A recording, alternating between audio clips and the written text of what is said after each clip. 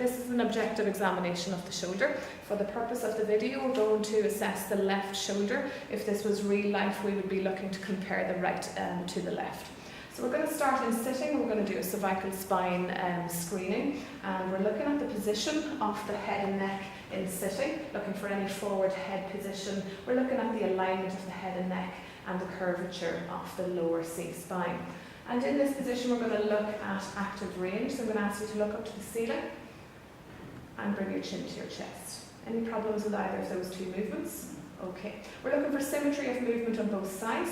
As you turn your head to the right now, we're looking for at least 70 degrees and come back into the centre. Maybe watching out for any tightness and turn to the other side.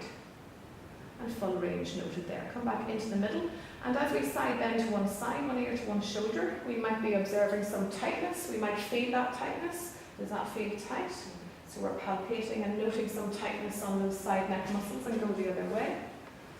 And less tightness noted. Are you all right there when I palpate and come back into the centre? Okay, from there we might consider cervical nerve recompression signs as we compress from the top of the head, and just asking any problems with that?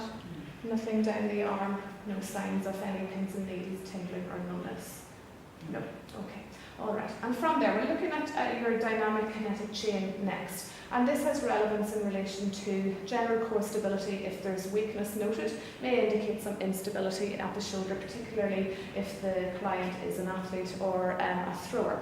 Come and stand on the floor. And in standing, we're going to look at your single leg squat. So stand on your left leg and squat down as far as you can towards a right angle, looking for any dropping of the pelvis, any internal rotation of the knee, any movements around the trunk. And let's try it as we challenge you further on the pad. And standing on that left leg, and bend your knee, and squatting down, and come back up again. So just noting any deviations away from that neutral standing position. Sit round on the other side of the bed.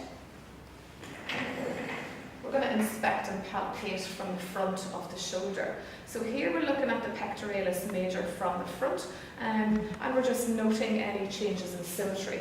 In this position, we're looking to see if there's any drooping of the shoulder, and we can note a little bit of lowering on the left shoulder. We're also looking for any elevation, so perhaps there may be a little bit of overactivity on the right upper fibres of trapezius, particularly if the person is right-hand dominant.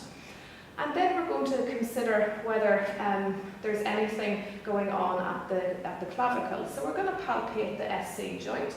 Any problems there? Palpate all the way along the clavicle, over to the edge of the acromion to the AC joint. You okay there? Okay. And from there we're going to find the coracoid process. Any tenderness there? No tenderness noted. Into the biceps tendon. Any issues? Okay. Down the axillary crease. Into the biceps tendon, any issues there? No, okay. And from there, we're going to move on and we're going to test the pectoralis major. So I'm going to ask you to bring your arm into this position, okay, and we're going to resist you and palpate the pec tendon at the same time. Any problems? No pain noted. And just lower it back down. We're going to move to the back now. And we're going to observe the shoulder and the shoulder blade from behind. 50% of our observations of the assessment should be from behind.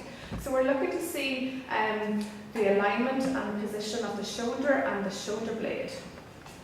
We're going to look for any atrophy of the supraspinatus and the supraspinous fossa. No atrophy noted here. Any atrophy noted in the infraspinous fossa, and no atrophy noted here either. We palpate along the spine of the scapula and all the way along to the posterior border of the acromion to see if there's any tenderness here, which may indicate a slap lesion. We're also going to note where the shoulder levels are. So along the spine of the scapula, generally level T3, with T3 in the centre. And then note the inferior angles of the scapula. And here we note a little bit of winging on both sides, probably worse on the right than the left. And we can probably say that the right inferior angle of the scapula is a little bit higher on the right than the left. We might measure this with a measuring tape, and we measure from the medial border of the scapulae over to the spinous process and compare on both sides. And noting any asymmetry. Okay, now from there we're going to just do an elbow screen. So we're going to bend your elbow, okay, and any problems when you do that, can you thumb touch the shoulder and a little bit of pressure, no problems there. Turn your palm the other way, and any problems with that, and a little push, okay, and straighten your elbow, any problems there, and a little push, no problems. Turn your palm the other way, and no problems there. Okay, lovely. And from there, we're going to move it on to look at your active range. So come and have a stand up for me. All right. Now, from here, we're going to look at your active range. So we're going to ask you to, if you turn to face the window, and we're going to ask you to take your two arms up above your head. Okay, and come back down. We're looking for 180 degrees of movement, which she has. Take your arms wide and up towards your ears. And noting symmetry, and come back down. So we can see that she's quite overactive in her upper fibers of trapezius. We're going to ask you to take your arms wide to a right angle, and then palms up and palms down. Looking for 90 degrees. Okay. And as you do this, if you come back up into this position, and see if you can keep your elbows bent at right angles and go down again for me. And she doesn't have full range there, so we'll note that she probably has about 60 degrees, and lower back down again. Take your two thumbs behind your back and try and crawl them up your back, and note how far she is able to go. And so we can see that the left one travels further than the right one, and if this is T7, she's about T6 on the left hand side and T7 on the right. And take your hands back down again. Middle fingers behind the head, and see how far you can go. This is looking at external rotation, and the previous movement was looking at internal rotation of the shoulder. And lower the hands back down again. Have a seat on the bed here.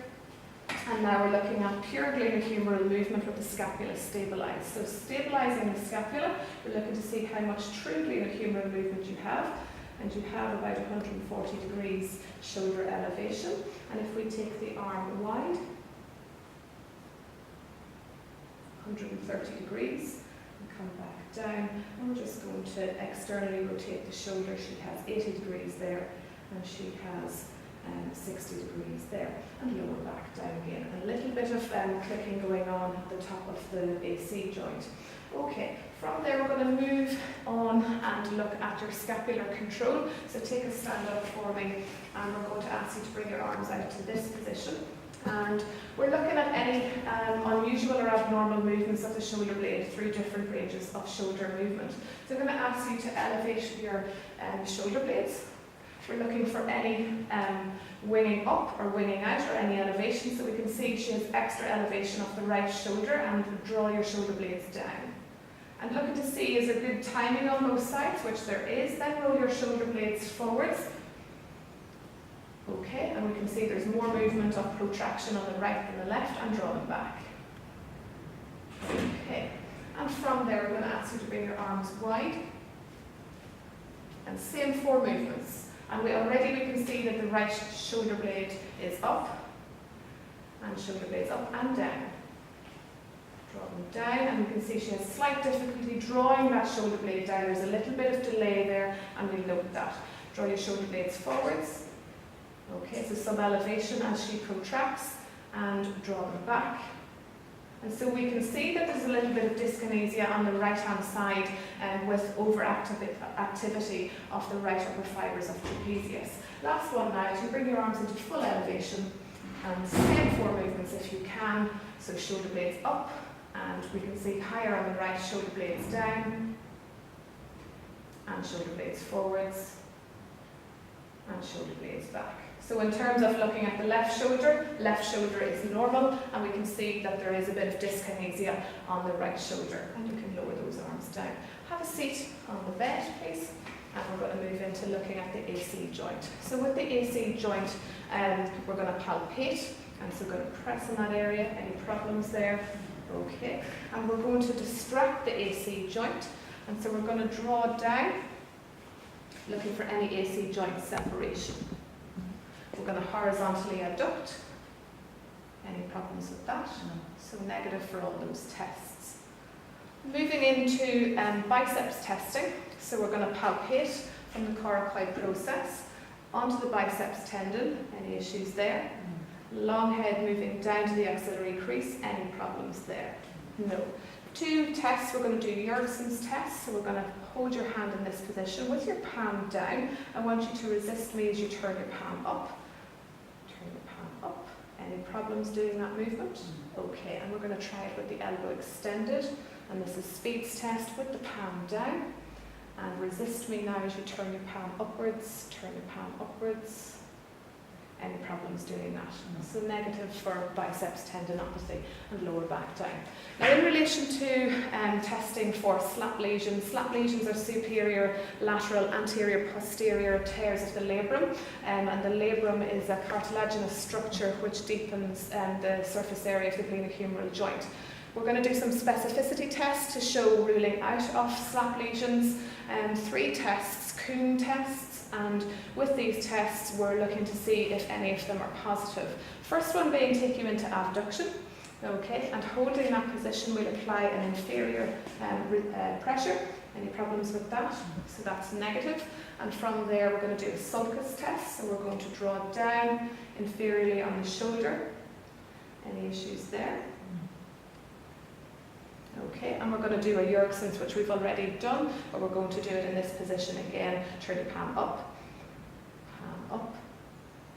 Okay, no problems. So if all 3 are negative, there's a 6% chance only that there's a slap lesion. So if that's the case with your client, that's as far as you go. If one of those is positive, then there's a 15% chance of a slap lesion, and you may consider an MRI and you proceed with your slap sensitivity tests. If 2 of them are positive, there's a 35 to 60% chance of a slap lesion, and you definitely want to consider an MRI. So if we have 1 or 2 or 3 positive, we're going to proceed with our sensitivity test. The first one being O'Brien's. So come and stand up for me, and we're going to do O'Brien's test. So in this position, we're going to add adduct. So we're going to take in full extension, and from there, with your palm down, I'm going to resist you. Okay, any problems doing that?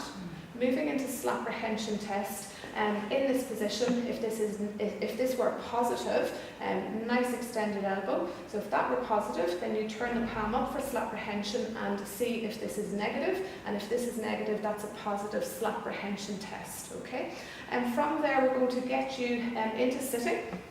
And so in that sitting position, a doppel throwing position, right angles of elbow and shoulder.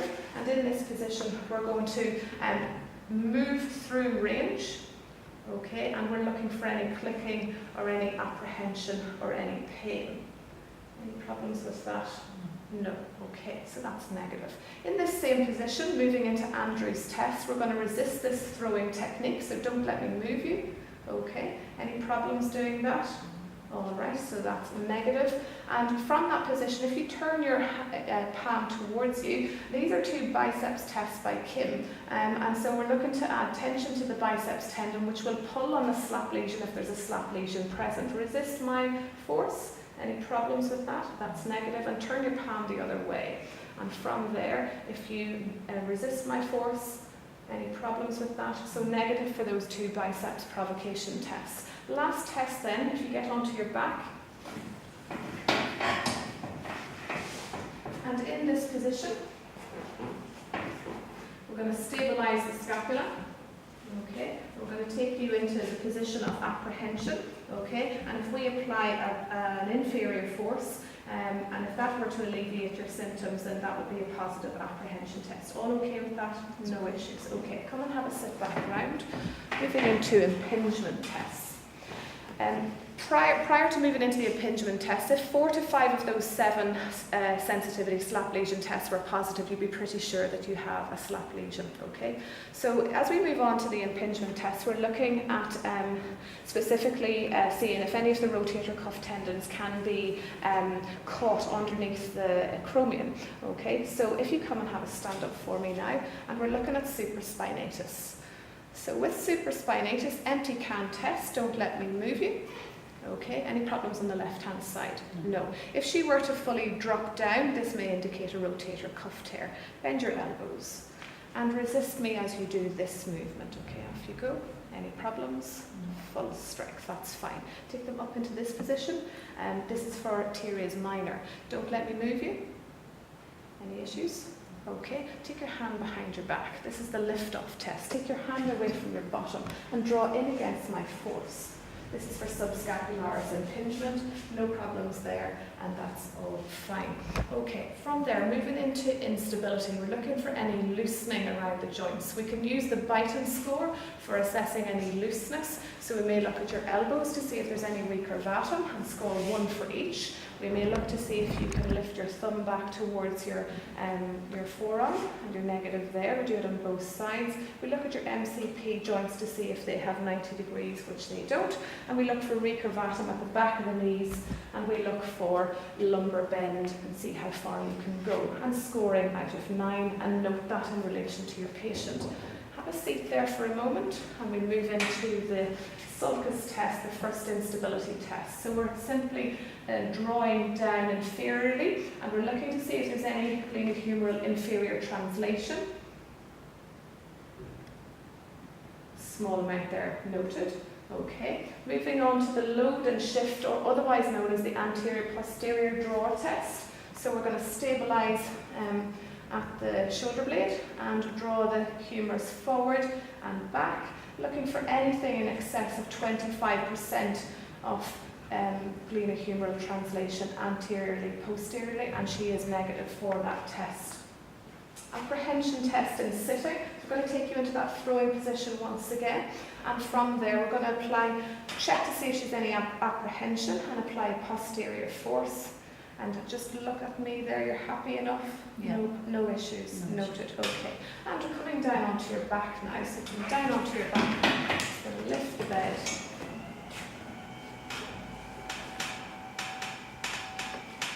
Okay, stabilise the shoulder blades and come right to the edge so your humerus is off the bed.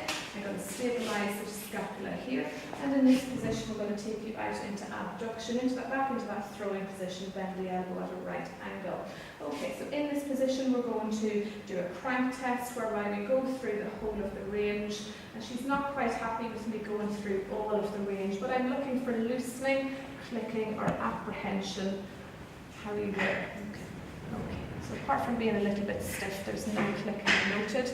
And back into this position, Job relocation test. If she was apprehensive in this position, then I would apply an inferior pressure and see if that reduces her pain. And if it did reduce her pain, that would be positive.